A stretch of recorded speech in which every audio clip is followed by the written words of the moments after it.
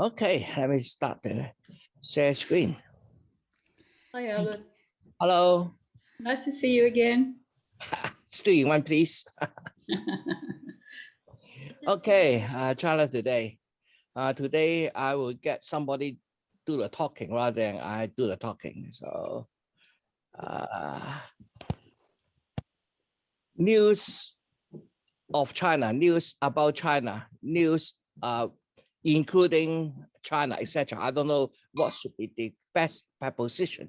So you may suggest a better preposition later on. Let's see what we are talking about first. Media bias can be seen more and more these days, especially over the last 12 months.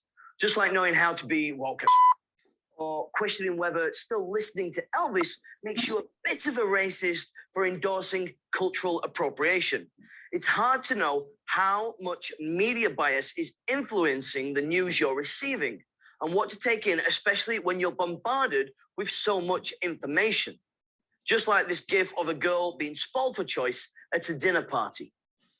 Media bias basically means that media outlets sit somewhere on a political spectrum, questioning the objectivity of the press. And this can heavily influence how we perceive the world, reinforcing ideas that we already have in our very own social media echo chamber, which sounds like a really bad Harry Potter sequel. It's not all bad news, though. Media bias can help you see two sides of the same story and help you better discuss issues which matter to you, rather than react and do something hot-headed like, I don't know, storm the capital of your own country based on lies. But anyway, so unlike Elvis, I'm asking for a lot more conversation and a little less action. So in this episode, I want to talk about something that's been a hot topic lately and pick apart some of the media bias around it and the political implications. But I have determined that the People's Republic of China, under the direction and control of the Chinese Communist Party, has committed genocide and crimes against the predominantly Muslim Uyghurs and other ethnic and religious minority groups. On his way out of the door, former U.S. Secretary of State Mike Pompeo declared that China was committing genocide to the Uyghur ethnic minority in Xinjiang, setting off a chain reaction that's been difficult for world leaders to ignore. It's kind of like playing pass the parcel, but before you pass the parcel, you put a turd inside, you set fire to the turd, and then you pass it on, hoping that somebody else will deal with it when it comes back around. And if you're the one receiving the parcel, well, you've got two options, haven't you? You can either pass it on or you can deal with it and put it out. Either way, you're dealing with a lot of shit. So what could be fueling this fire? Responding to Pompeo, Chinese foreign ministry accused the Trump administration of staging a show of madness as their days and the reigns are numbered. And after the last 12 months, it's hardly out of character. From denying the results of a fair election to concocting conspiracy theories without providing a shred of evidence in court, this could be another example of political theater, as outlined here. A company counting our vote with control over our vote is owned by two Venezuelans who were allies of Chavez, are present allies of Maduro, with a company whose chairman is a close associate and business partner of George Soros, the biggest donor to the Democrat Party, the biggest donor to Antifa, and the biggest donor to Black Lives Matter. Everybody's against us except President Trump. Looking tough on China only helps the Republicans in the long run. China-US relations have been strained, to say the least, but there was a modicum of hope that Biden would turn down the temperature. But it's out of the window now, isn't it? Thanks to Pompeo. Way to go, guy.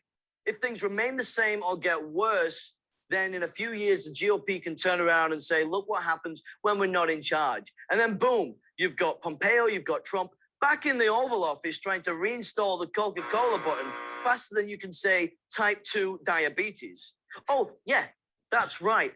Trump had a special button in the Oval Office so he could order Diet Coke anytime he liked. And I know you're thinking, why not just go full fat?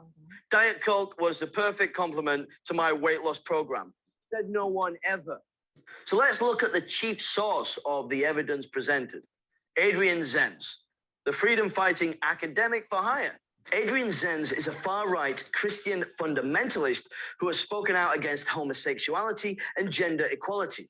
In most reports from the Associated Press, the BBC, and CNN, Adrian Zenz is the go-to expert on Xinjiang, despite never actually visiting the place. His data analysis cherry-picks information to fit a terrifying narrative. Take this article published in Al Jazeera News. The article claims that the Chinese government is purposely expanding pig farming to raise the amount of pork available to normalize eating it in Muslim communities, and thus eradicating Muslim culture and beliefs. The article reads, according to Zenz, the documents and state-approved news articles support talk within Uyghur communities that there is an active effort to promote and expand pig farming in the region. But this isn't entirely true. After researching farming data from the region, pig farming isn't the only expansion.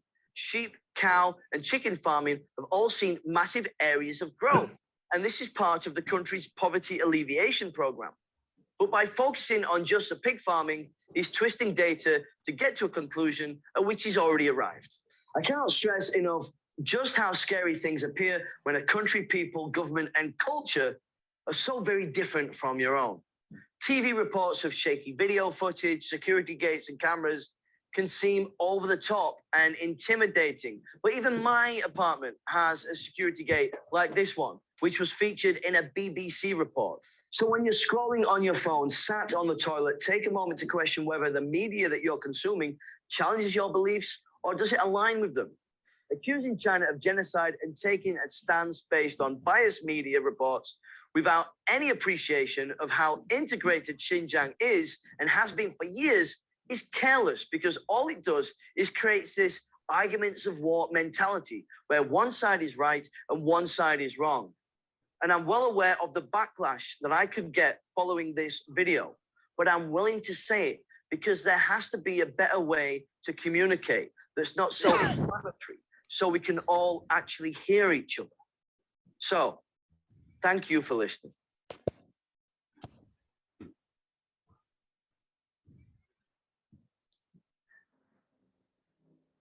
The tale of an oppressed Xinjiang is a myth Western media refuse to give up. This is China's Wild West, a land of harsh desert and majestic mountains. Hundreds of thousands are kept under the thumb and need to be saved.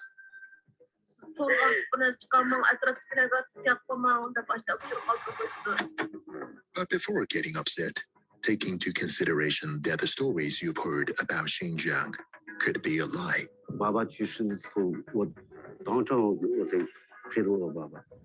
就是看看孩子而已的一个视频，被搞成这样子，我很愤怒，很生气。从2012年建成到现在，都是和田县看守所，没有用于教培中心。The way they scrutinize this region of China, Western media does not seek to do Xinjiang justice. Instead, they incite disinformation and discrimination. For people who do visit Xinjiang, they find a very different human story.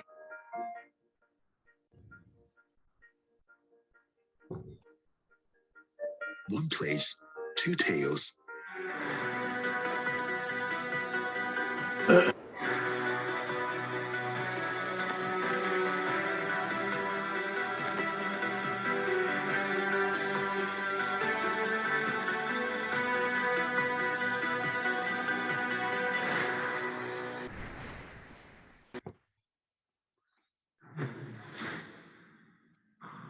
In a far corner of northwestern China, a car drives along a wall lined with barbed wire. A video report the New York Times made in Quaitun, Xinjiang Uyghur Autonomous Region, paints a bleak picture of how Uyghurs live and work.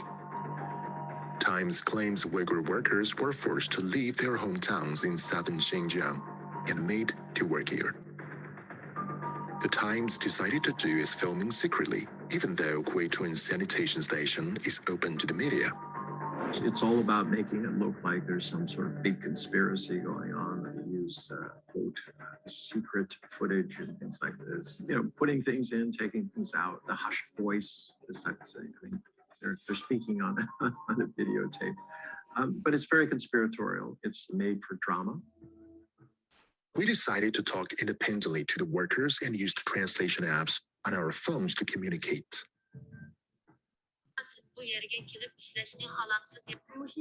I prefer here because the conditions are better.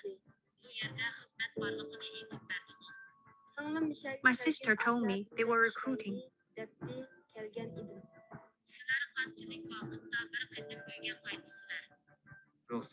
We can ask for leave to go home if we want to. The New York Times suggested the workers could earn much more back in their hometowns.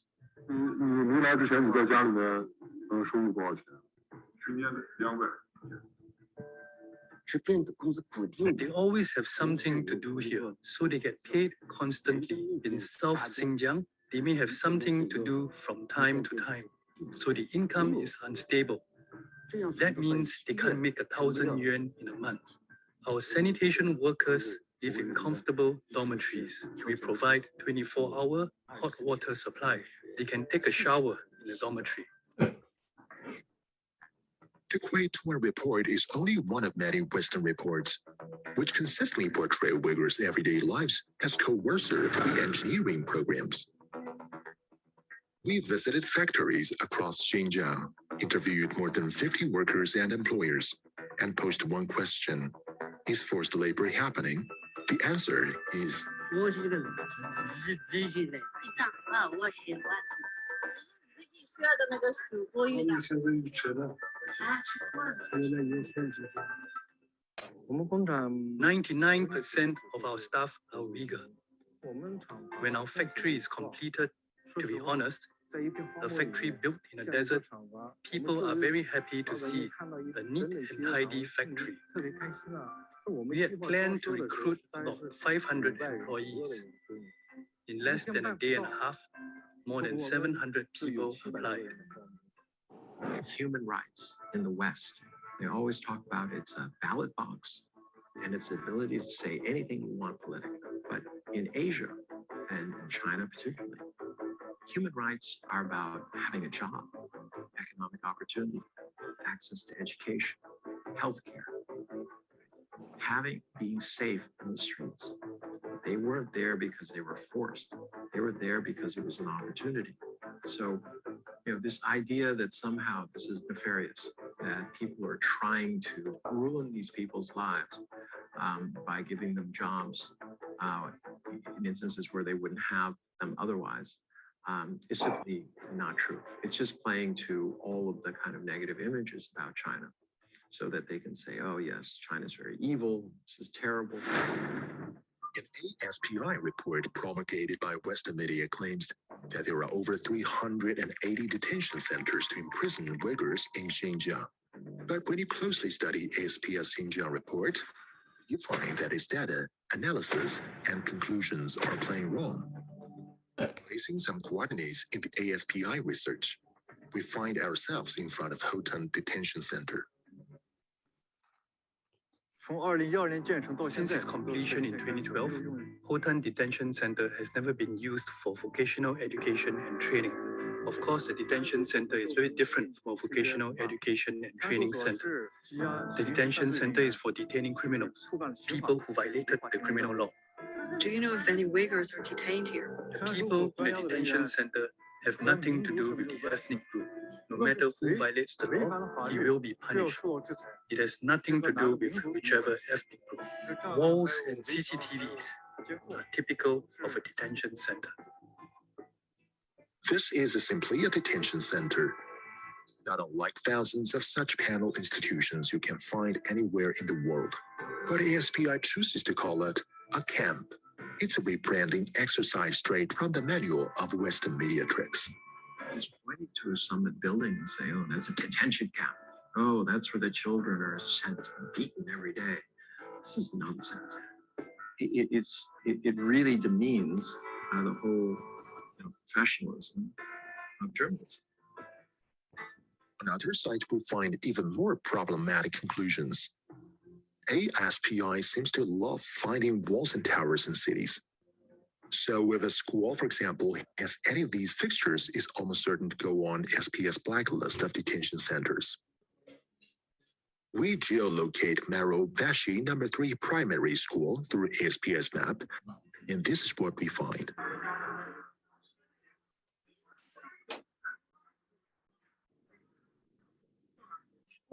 I'm a native of Marrakesh. I live right next to this school. I have been teaching at this school since 2017. This area was originally a bungalow area for residents. Some foreign media say that this is the vocational education and training center of Marrakesh. Is it true? No, and it's not possible. This was an elementary school, and it still is. I can show you dozens, hundreds tech schools around China. They have walls around them. They have barbed wire on top to prevent people from getting in, not from getting out. So going along the street and pointing to a wall with some barbed wire on it, it has absolutely no meaning. You can't come to China thinking China is evil and then walk around trying to justify your opinion. 无论这家所谓的研究所如何卖力表演，都会自取其辱，成为国际社会的笑柄。ASPI, people like Vicky Xu, trying to spread fear about an increasing militarized. We are not the only ones debunking ASPI's fake claims. Why has research on Xinjiang produced by ASPI received so much attention in the West? They're funded by the military-industrial complex. They write China threat stories. Then they sell military equipment to governments to counter that China threat that they themselves just finished manufacturing. It's a level of conflict of interest that should be some sort of a performance on a satirical comedy show of some sort, but it's reality, and it's absolutely ridiculous that they command the level of influence and validity that they do. In Western reports on Xinjiang, they often focus on surveillance cameras, wires, and fences. The implication is clear, but it doesn't mention cameras and fences are standard for schools across the world. A recent report suggests the US has the highest number of CCTV cameras per person in the world.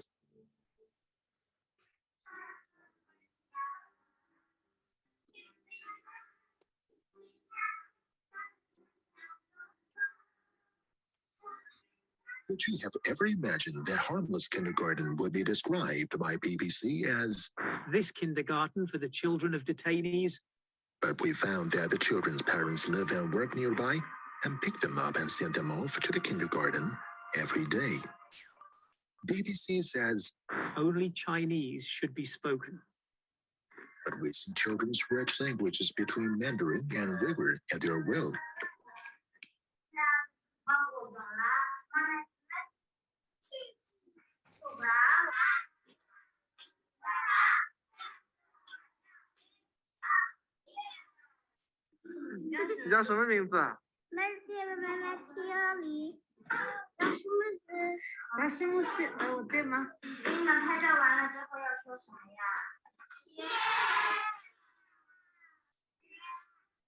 Simply trying to make a story, dramatize it, then you should be a movie maker, right? You should not be a journalist.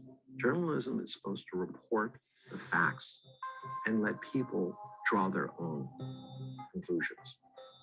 But instead, what they're doing is they're imposing their own views. I meet many journalists here and they always say the same thing.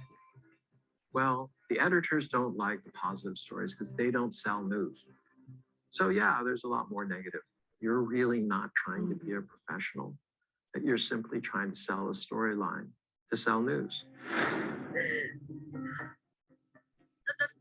A Uyghur woman named Zumrat Dawood is often featured on the Western media. She claims that she was detained in a re-education camp and that her father died while being detained by the Xinjiang government.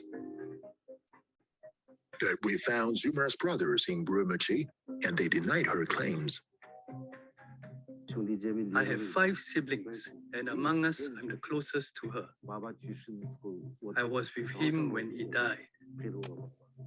And what did your father die of? Heart disease. He died at the age of 84.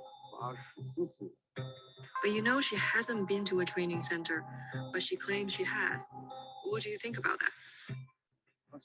I don't know what she's thinking. I think she's too naive. When she was outside China, maybe someone told her to say that. It seems that to do a Western media report, all you need to do is scrape together a few bits of unfounded reports, dreadful tale to spin, and a sympathetic figure like Zumrat Dawood. People, and it's just they're telling, quote, a personal tale, but you cannot verify that it's true. Are there abuses happening in Xinjiang? I believe it 100%. But the people who are responsible for that, if they're caught, they will be sent to prison. So this idea that the government is encouraging sadists to torture children and mothers and grandmothers and just beat them for no reason doesn't even make sense. Not given what China has accomplished and done. You know, the journalists who go to Xinjiang, they always seem to report on what they've concluded before arriving, rather than reporting on what they actually see on the ground with their own eyes. And I've interacted with one of these journalists who visited the vocational training centers in Xinjiang, and he described them as being like Nazi concentration camps, where weirdly the prisoners, so to speak, could go home on the weekends. But he also said that he saw people in cages. Now, this particular journalist produced a number of videos, so I asked him to point me towards the ones that would show this. And he kept dodging the question before finally admitting he didn't actually see people in cages. In a clothing factory in Hotan, we met with Tusunisa Ali. She graduated from one of those vocational education and training centers that Western media are happy to call internment camps. I attended training in August 2017 and learned Mandarin, knowledge of laws and regulations, and sewing skills. I heard of this clothing factory in March 2019. Then I applied to work here. I was just an ordinary staff member when I first came. They find out that I have sewing skills and made me a team leader. And the technician find out I could speak Mandarin, so they made me the director of the workshop. Do you think your cultural identity is affected by speaking Mandarin? Uyghur is my mother tongue. I shall never forget it. Learning Mandarin offers me more opportunities. Religious activities do not affect my work. I stick to my own principles. Work is work. Religion is religion. The two things are independent. As Tusunisa embraces her freedom of religion and opportunities, it can be hard to imagine the religious extremism in Xinjiang that has destroyed lives like hers. Bahagul argues those titans when she begins to talk about her past. After graduating from school, I learned tailoring in the village. I didn't want to get married, and I was afraid, because that man was much older than me. She was only 14 when her father informed her that she was to be the seventh wife of the religious extremist in the village in Kashgar, Xinjiang. It was like living in a world of darkness. I was badly beaten by my ex-husband. I lost my hearing, and I had no personal freedom either. I might have been living in the darkness for the rest of my life. From 1990 to 2016, Xinjiang was blighted by terrorist attacks in which hundreds of people were killed. Bahagul was one of the lucky ones. She found haven in a vocational education center in Xinjiang, a place that offers not only solace from those living in fear, but helps them build up work skills. I went to the Vocational Education and Training Center in October 2018. I learned Mandarin, knowledge of laws and skills there. After learning about laws, I realized it was illegal to get married without registration. Loving family and happy life. She is taking care of a neighbor's baby at home, a safer and easier job during the COVID-19 outbreak. Yet these efforts in China to tackle religious radicalization and help people like Bahagul caught in its grip has been demonized by Western media. A user of the video app TikTok going by the name Holly915 was a community worker in Xinjiang. When her child visited her, she could meet her only briefly because of concerns over COVID-19. But the video was widely circulated on Western social media as proof that China was detaining people's various ethnic groups in Xinjiang. During the outbreak, we worked hard to prevent the epidemic and to serve the residents in the community. I hadn't seen my daughter for almost 40 days. One day, I missed her so much. I came to the gate.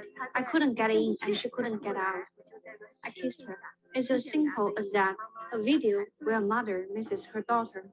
My video has been twisted, and it makes me angry. From my grandfather to my daughter, we were all born in Xinjiang and grew up in Xinjiang. We stay united. The day before we left Xinjiang, we visited a tea house in the old city of Kashgar. Seeing us, a group of musicians offered to put on a special performance for us. The air was crisp and chilly, but the aroma of tea and naan in the house teased our noses and warmed our bones. The music was powerful and riveting, expressing the hospitality of Xinjiang people and their future aspirations. Our eyes widened and we were moved to tears. Some may want to treat these people as political tools, but their beauty and decency put them far above all such abuse. Of course, this is made by China Today, okay? You can tell that. Okay, now this one is not made by China Today. This one is made by this guy. Although put on show by China Global Television Network. In Xinjiang, there is 24,000 mosques in that one single province in China. If you compare that to the entire country of the United States of America, it is 10 times more. Now you're probably going to say, oh, well, America's not an Islamic country. Guess what? Neither is China. Let me tell you something about the Uyghurs and all the other different minorities in China. There's 55 different minorities. The population of these minorities is growing at a faster rate than the majority Han Chinese. And that's because all of the minorities were not subject to the one-child policy. They even have minorities scripture on the money, on the actual Chinese national currency. Wait, I'm going to show you here. Wait, hold on. I don't know if you can see it there, right? But look at all those different, like, writing on there. I don't even know what it is. Arabic. You got Pinyin, Chinese, all different types. And we've got another one here. They even got the minority's face on the money here. That's the Miao minority. I mean, if you want to talk about the treatment of minorities, I mean, America, they've got some cheek to talk. I mean, if you look at America today, how are America's minorities doing? For centuries, even up to today, Americans of African descent, they still have to suffer from racial discrimination, prejudice, injustice. Also, ever since Rona outbreak, there's been a surge in violent attacks against people of Asian descent. Oh, and how about the old Native Americans of America? How are they doing today? The indigenous people of America. Oh, yeah, that's right. They were displaced, killed off, put into slavery and war. Their culture was literally oppressed so much that it was almost completely wiped out. Oh, what does that sound like? Oh, that's right. It sounds like genocide. Why is no one sanctioning America over this? Oh, that's right, because it was done by the European colonies. Oh, okay. Okay, we'll let that one slide. It was done by Europe. I thought America was the land of the free. Well, maybe it's not so free if you belong to a certain group of people, if you know what I mean. Whoa, look at this building. And then you get these companies like H&M, Nike, Adidas, Converse, right? And they see these Western media stories and they believe it. They jump on the bandwagon. Well, guess what? By these stores saying, oh, we're not we're not using Xinjiang cotton anymore. They are literally putting Uyghurs and people in Xinjiang out of work. They are forcing people in Xinjiang to go outside of the province to find work because they're closing their factories and they're not using their cotton anymore. It's ironic, really. It's insane. These huge clothing companies like H&M, Adidas, Nike, they believe these stories without doing one single bit of research into it themselves and find that it's completely fabricated.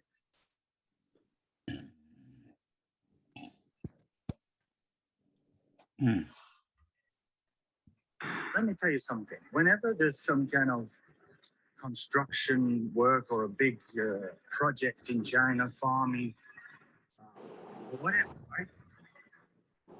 Actually, I think I might be able to show you one down here. For example, when this housing complex was being built, many of these workers, they don't live nearby. Maybe they're from a small rural town. So the workers, how can you expect the worker to travel all the way back to a small rural town, which is miles away, and in some cases can be hundreds of miles away? So what these construction companies do, they set up temporary housing on the construction site. And most of the time, it's right across the road from the construction site or the project or whatever it is, right? For example, in Xinjiang, Xinjiang is a huge province.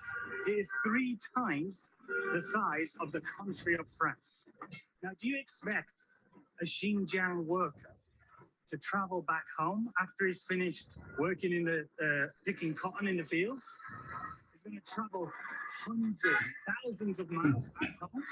No, that is why these companies, they provide them with housing nearby or across the road from the site. And then if you scroll down in the article, there's a little segment of video, right? And this video is some video taken out of someone's car window. And there's basically no evidence of what it is.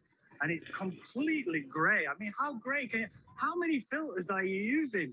It looks like my BSP News. I guess they're the kings of this kind of filter, the underworld filter. Right, I'm going to show you a satellite image from this city that I'm walking in now, and show you how easy it is to make it look like some kind of concentration camp. So, for example, here, this is the satellite images of the city that I was just walking around. So let's see if we can find something like this here. Look, they would take this picture and they're going to say, oh, look at the walls here. These are the walls of the prison detention complex here. And then across the road is the forced labor factory here. You can see here. What happens is they're forced into the forest to chop down the trees for the wood. It's forced slave labor. This is basically what they did. They just came on Google Earth images. They're out of date as well. And they just found something that looks like some kind of camp to them. And then they fabricated an entire story out of it. Right, okay. They claim to have found another huge prison camp complex with multiple factories inside. Oh my God, let's take a look at it. But wait, hold on a second. If you look closely at these pictures, you see those blue roofed buildings that are used for temporary housing. What kind of prison is this? It's made from temporary housing material. Surely all of these prisoners, they can escape from this temporary housing. I mean, literally, a strong gust of wind and some of these temporary housing will just blow over. Where's the prison walls? Where's the watchtower? Any evidence? No, just a satellite image of some housing, basically. Okay, let's call it a prison camp. Okay, great. Yeah, go ahead. Publish the story. All these bullshit stories by Western media. It's just a huge ploy to try and destabilize China, to serve their own geopolitical interests. They're afraid of China's rise. Okay, enough for this guy. How to make a BSP style documentary. They call BBC BSP at the moment.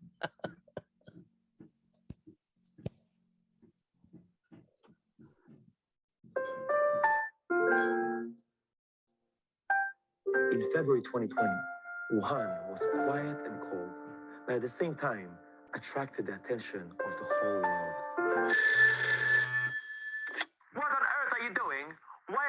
so bright, how can the background music be so sentimental? Because this is the way it should be. It doesn't matter.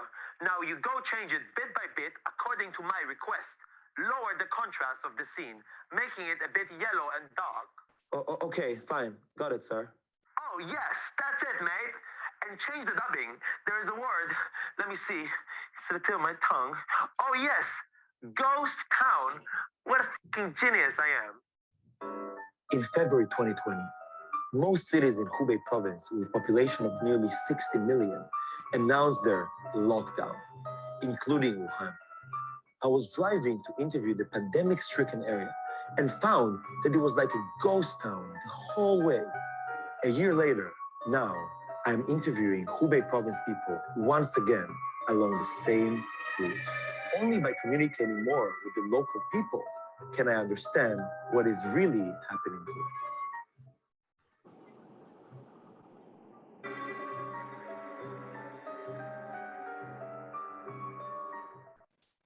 你好164对。对，我说这人怎么那么眼熟？我昨天晚上到武汉了。觉得武汉怎么样？感觉完全恢复了。我本身是一个医务工作者，那个时候因为我没有报上名，所以我就去了一个社区做一些基础的工作。看，因为我妈妈的同学家里人都已经去世了，因为这个，其实就很伤心。那个时候有一句话就是，许多人的生命在那个瞬间就停止了。 Why on earth did you edit the interview like this? Is there any objectivity in your news reports? But that's exactly what this person said. It doesn't matter. Can't you just add more silent scenes and dubbing, then cut out anything that does not make sense to the facts? I met a medical worker. 许多人的生命在那个春天就停止了。 所以我就去了一个社区做一些基础的工作。我妈妈可能觉得遗憾。At that time, the authorities still forced them to do unfamiliar work in the community. 哎，你好。哎，我刚来到武汉，这是我第一个早上在武汉。怎么讲？好吗？我带过美国留学生，也带过飞行员，也带过武汉有车有房的，都带过了，还有美女。当时武汉封城的时候，你们还会跑路吗？送餐吗？协和医院的这一个医生的用餐。 每天中午一次，晚上一次。当时我感觉到我们一封城没有吃的，如果说医护人员没有吃的话，我们这个病情就完了，就控制不了了，对不对？当时我感觉蛮自豪，我感觉在武汉市到处流动，整天马路都是我的。You mad? Why do you say that? Stop him when you have to. It's forced labor. Do you understand forced food delivery? It's forcing others to risk their lives. But I think he did it voluntarily, sir. It doesn't matter. 我最开心的就是我已经上大学了。恭喜你啊！咱们这今年吗？对。上的64。有了这么棒的父亲。我不胖，我真的不胖，我真的很不胖。你为武汉还有中国做的事。 他肯定很骄傲。这只是一点点为人之国吧。 That's it. Match his emotion with the previous dialogue, and then add this part. Say he is not allowed to raise children. On the street, I met an unemployed delivery man who told me that during the outbreak, he was forced to take charge of the food delivery in the hospital at great risk. 我不胖，我真的不胖，我真的很不胖。中国加油，武汉加油 ！Yes. Even though he has to recite the slogans that were indoctrinated in his mind all the time. 啊，你好，很高兴认识你。我来做美甲，在年初的时候会不会受到影响？会，肯定会，因为当时为什么搬下来，就是没有任何的收入，然后还要支付员工的工资和房租，因为这段时间的压力会比较大。在疫情前，我刚刚买了房子，然后因为我跟我老公准备结婚嘛，所以我就很无意间就非常无意的点，因为当时我买房子房贷没下来，其实是所有的贷款都不能再碰了。然后我当时就看了一下，有个很好的活动，当时给到我的那个贷款的额度是20多万，22万，就是他很扶持武汉的商户，我就把他贷出来了，然后就去交房租啊什么的，所以当时组了一把，就蛮好，房贷也没有受影响，然后他的贷款也被我贷出来了。That's it, mate. Keep it there. The pandemic has brought a devastating blow to China's economy. No one came here. The rent is so high, no one can even run a shop or hold a wedding. But she said there was help later on. It doesn't matter. That's a huge blow from the pandemic. Half of the small enterprises went out of business. Just show us in the video the data on the economic downturn in the first half of the year, delete the reopening scenes. Just keep that part. The coronavirus has severely damaged China's economy.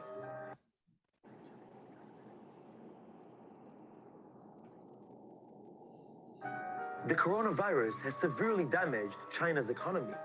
In the first quarter of 2020, the economic index dropped by 6.8%, with more than half of the small shops closed. We visited a shop on the spot. 没有任何的收入，然后还要支付员工的工资和房租，那段时间的压力会比较大。在疫情前，我刚刚买了房子，因为当时我买房子房贷没下来，其实是所有的贷款都不能再碰了。Due to the impact of the pandemic, many small shops cannot repay their loans, and even their normal lives cannot be sustained.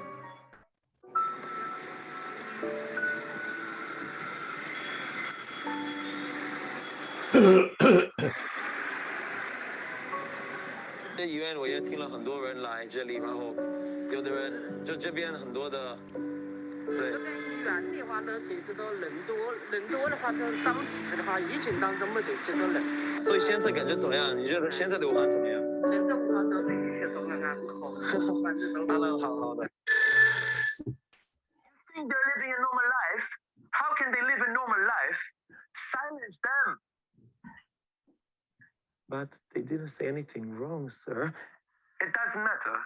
Can't you just insert a scenery shot in the middle, adjust the light effect, change the content? Don't you understand what to write in this part? I try to ask ordinary people on the street how their lives have been after a year and whether they had recovered. But most of them chose to remain silent. It is not hard to find that although the streets are full of people now, people's choking and frightening feeling is yet to the society. They still fear the uncertainty for the future, worrying that the pandemic will come yet again. The fear of the virus.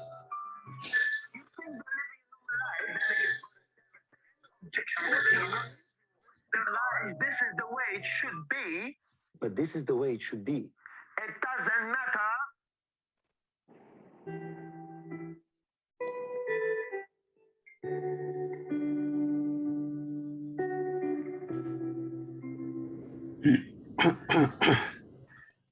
Okay.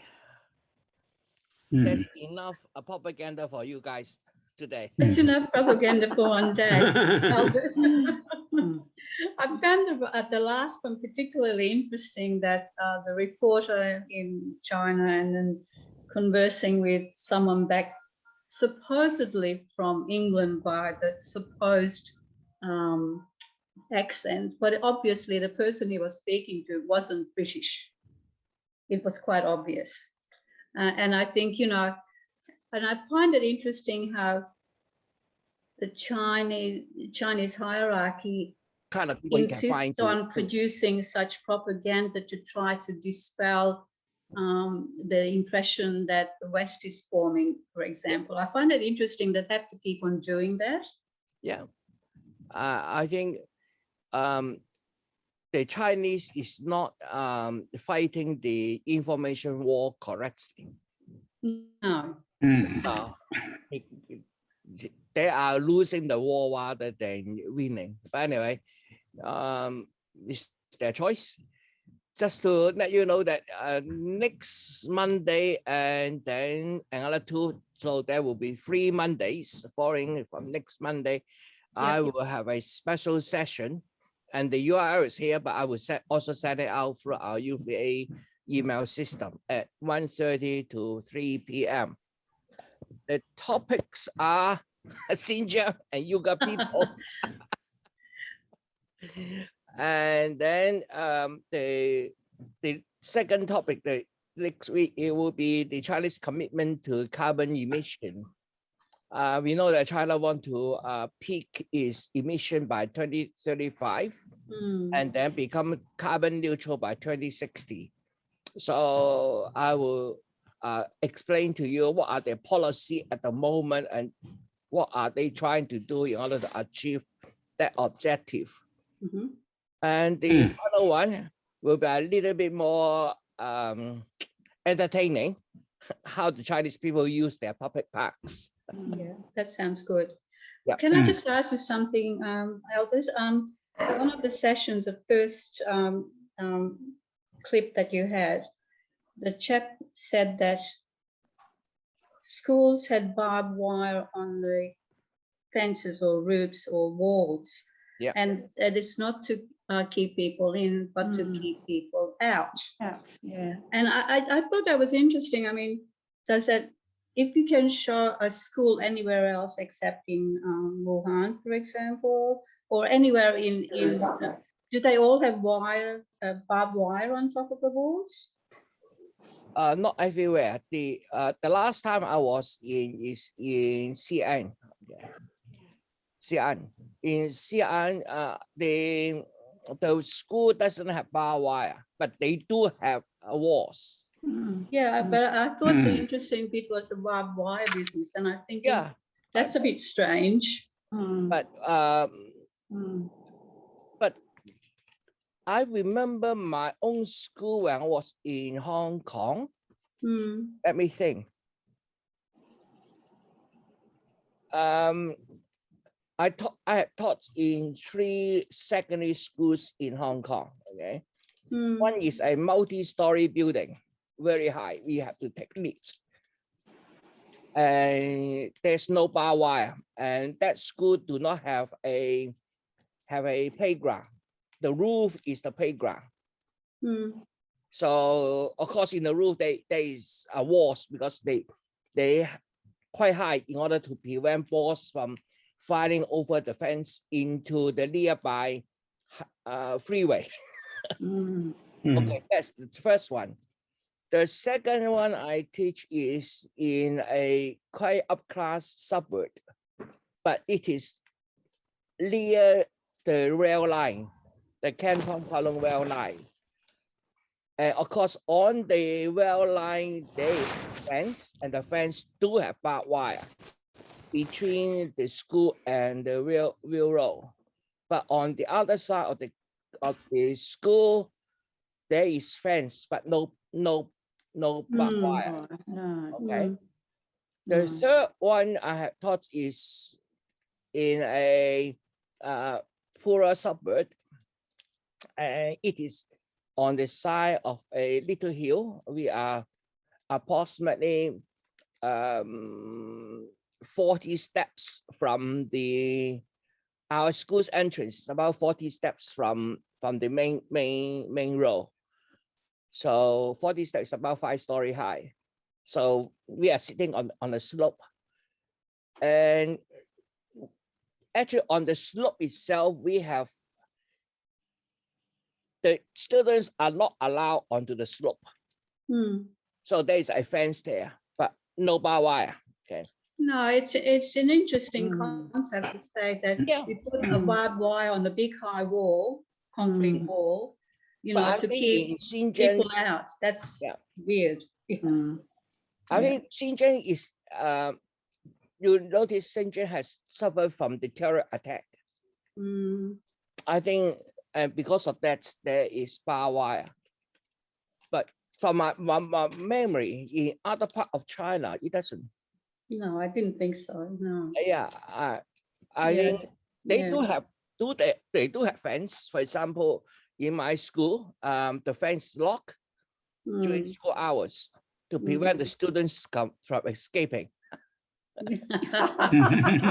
You weren't that bad a teacher, surely.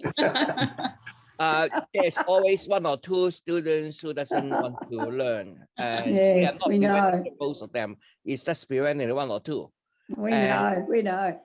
Yeah. Also, that means that for visitors, they have to press the bell, and then one of the the people there will come out and then greet him and bring him to register at the office first. So there's no one coming in without registering.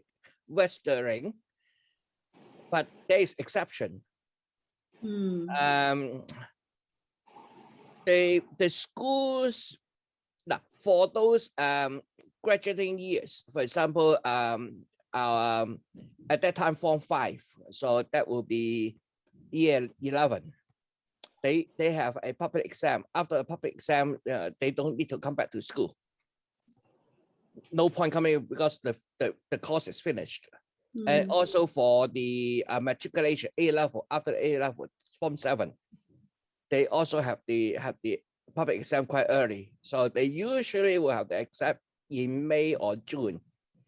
But we still run the school up to mid-July. Students, some of my students like to come back to school and they will slip in during lunch when the gates are all open.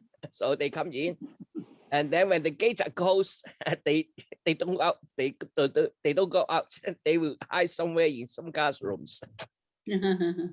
So yes, the visitors, they supposed to be visitors once they finish their school, but they still come in dressed in school uniform, mixed with everybody else. Nobody knows there.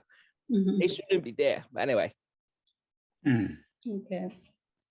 Albert, yes. Albert, I just reading The Economist from 2 weeks ago, which is a British magazine, and it was on open source intelligence, which is using the internet to get lots of information. And it said that the original report from ASPI about the Uyghur areas, apparently there was a Chinese app called Beidou Maps.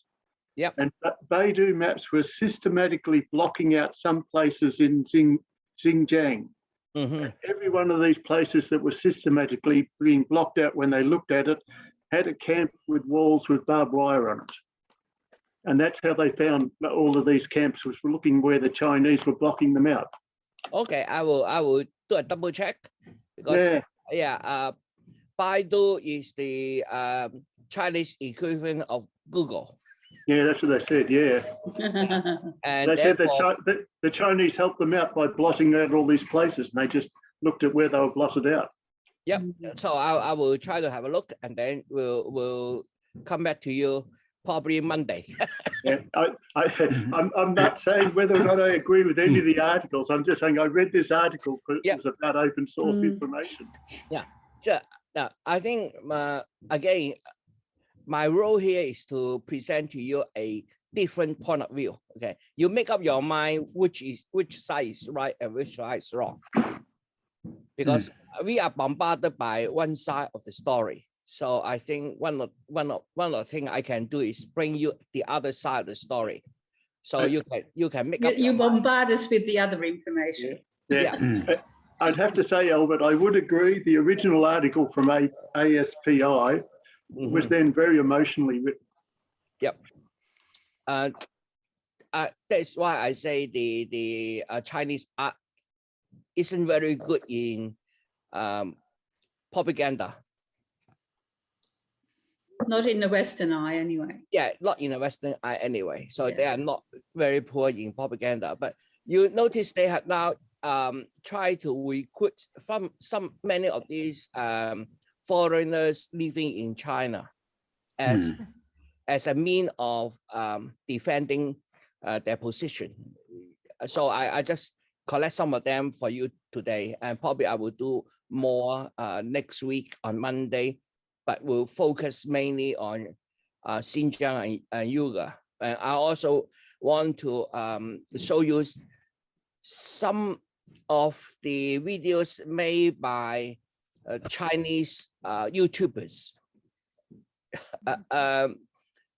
Although China blocked Google, and obviously also blocked YouTube, but there's a very large number of people in China making a living being a YouTuber.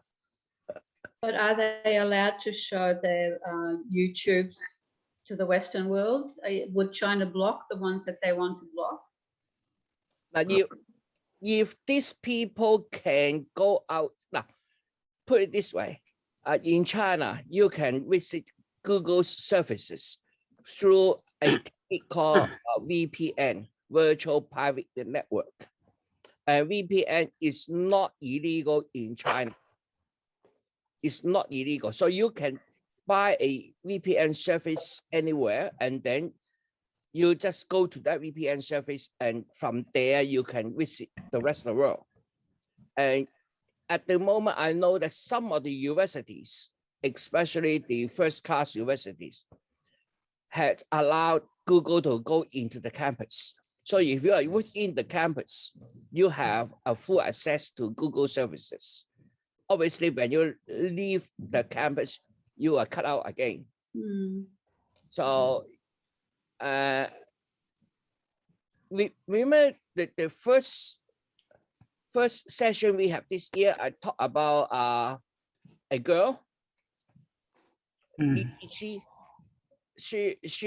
is one of those YouTuber with a very large number of subscribers. Oh, the artist one. Yeah. Yeah. Remember that? Yeah, I do. Yeah. Yeah, she is making quite a lot of money. She average 4 million views per video. And 4 million views will bring her about $10,000 plus. So she's making quite a good living. Yes, I think her videos are, are not confrontational at all. They're just an artistic presentation. Yeah. So therefore, I can understand that, there would be no problem in her disseminating her videos. Yeah. But I also will, I will try to find whether I can find some more challenging videos from the Chinese YouTubers. Yes, I can find. I know at least one. Okay. So I will show one of his video and then compare with that. Okay. Okay. Well, thank you for today, Albert. Thank you. Thank you. Everybody. Thank you. Thank you. Thank See you, you next Albert. time. Bye. Bye.